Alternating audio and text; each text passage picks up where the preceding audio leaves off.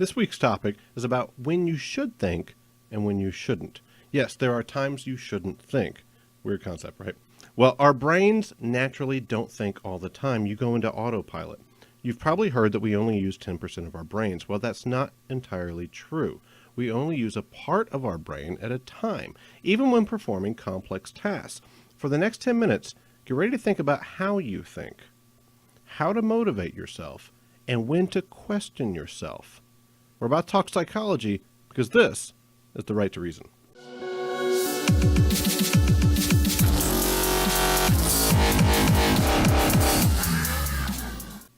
What leg do you put your pants on with first? Had to think about it, right? Well, you don't waste valuable brain power thinking about it when you put your pants on every morning. That's because you're running on autopilot. But sometimes we run on autopilot when thinking about our beliefs and values as well. That's when we shouldn't do it. We equate our value system with our own self-worth. So reevaluating our beliefs is scary and can lead to cognitive dissonance. When should we not think? When should we let that evolutionary part of our brain that instinctually puts problem solving on autopilot to take over? It's when you want to meet a difficult goal, like speaking in a meeting, making a phone call to a loved one that you know you should make, hitting up the gym, or taking that run. Things that we constantly choose to think about when doing so leads us to waste that valuable moment of action and replace it with doubt. We have a millisecond to act on our goals. Your brain will either jump into an idea, bursting your brain with ambition and energy, or if you ponder and contemplate, will come up with some reason not to act. Hesitation is trained. It's not what defines you. Your mental training defines you, and the only way to train your brain is by doing. If you don't believe me, try this with your own memory. This is something you can do 20 times a day, and you'll prove my point to yourself 20 of those times. Your brain is a neural net, right? Think of the imagery of that for a moment, okay? A net, a spider web of interconnecting ideas and concepts, all working off of one another to make you that you do. You activate each of these neurotransmitters by how they connect to other facets of your memory. One very effective way to access these parts of your memory is through emotion. Try this. The next time you're doing something or thinking of something that you want to readily access later, utilize your emotions. Yell out the thing you want to remember. It's kind of silly, I know, right? But try it. For instance, you place your keys down on the kitchen counter instead of your usual spot in your house. You have a creative idea at work, but you don't have pen or notepad next to you. Maybe there's something you want to say to a friend or loved one, but you're worried you might forget it later. Yell that thing out. Yell it out, right? The moment of embarrassment that you feel will be easily accessible later because that embarrassment that followed doing something silly, like yelling out, "The keys are in the kitchen," will be easy to remember. Another thing you can do is just place something out of its usual location. It will irritate that little part of your brain that has OCD, but whenever you see this item later, you'll kind of recollect and you'll immediately remember what you're trying not to forget. Utilizing your emotions as a memory technique is just one easy example of how you can train your brain and take control of your thinking process. Other ways you can train your brain is to resist thinking about what you need to do. It sounds backwards because by definition, it is backwards thinking, okay? You've trained yourself to question doing things you don't want to do and to not question things that you don't want to doubt. When you need to go to the gym, for instance, don't think about the gym, okay? Think about putting on your gym clothes, think about your water bottle, think about getting in the car. When you aren't feeling confidence to motivate yourself, picture yourself doing something amazing. Remember, when you were a kid and used to pretend things, that's a quality, not something to throw away. Activate the fantasies that help you and don't be ashamed to imagine again, just like when you were a child. Daniel Dennett said consciousness is simply an idea becoming famous in the brain. So you have to make the ambitions in your head celebrities. You can do this with little things to get yourself into a pattern of massive action. When you walk past an item that you know you should clean up, don't think, just do. Clean it and watch how quickly being active becomes a routine.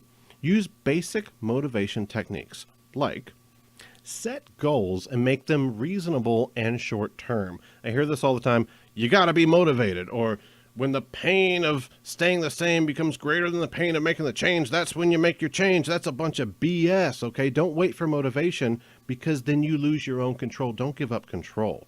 Don't wait for motivation, all right? Construct your goals as small steps. Provide yourself with incentives. Recognize your achievements. Remind yourself of past victories. Share with others what you're trying to accomplish. Recognize sabotaging thinking, negative people in your life. Trust yourself. Be transparent around others. Recognize what your natural skills are and give them a boost. Nurture your nature. You're not lazy. You're not out of control.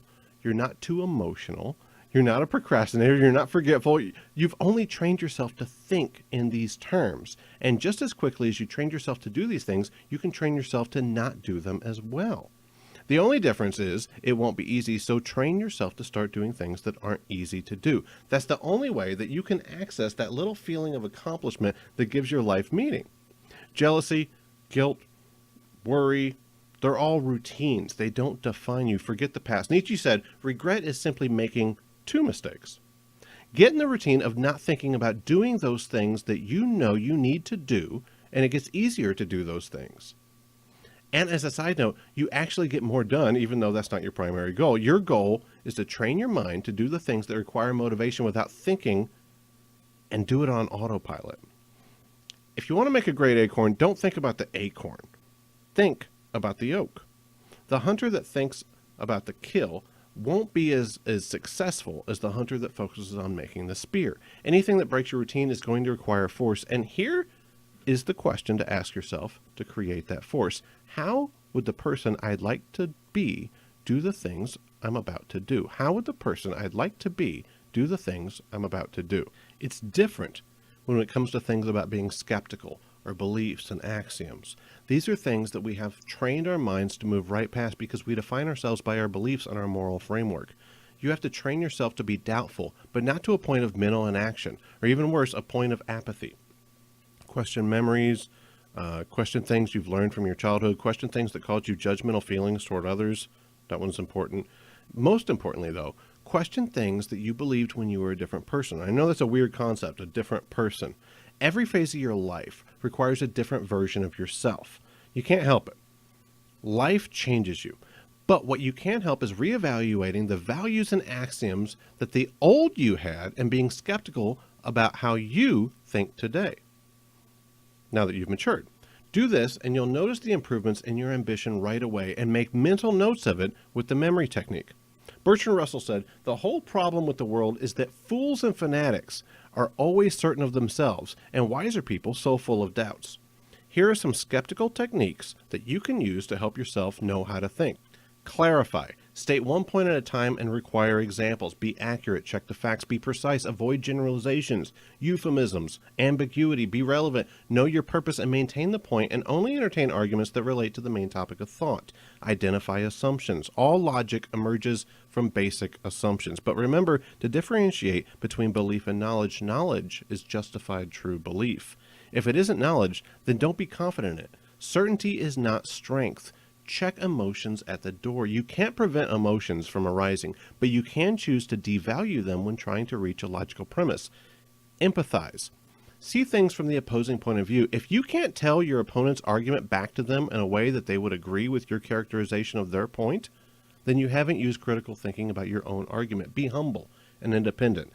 Accept your own ignorance, but also don't forget that whoever you're getting your information from is also just another person, despite their confidence in themselves. Think through implications and avoid dogma. Consider the consequences of your viewpoint. Being right about something doesn't mean that the results will be advantageous. In closing, remember the rule of one.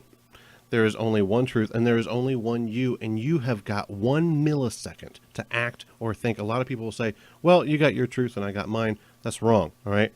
You're either right or wrong based on how your views correspond with reality, and you have to be brave enough to accept that which is real, or you'll live this life as a fraud. You're the only you there has ever been and will ever be, so motivate yourself to do the things you want to do, and have the courage to question those things that scare you. Courage isn't about not being afraid. I hear all the time, live life fearlessly. That's not the way to live. Live in fear, all right? Push yourself to do things and ask questions that challenge you and scare you. Courage is being scared, but doing it anyway. So have courage and ask the tough questions. Doubt certainty.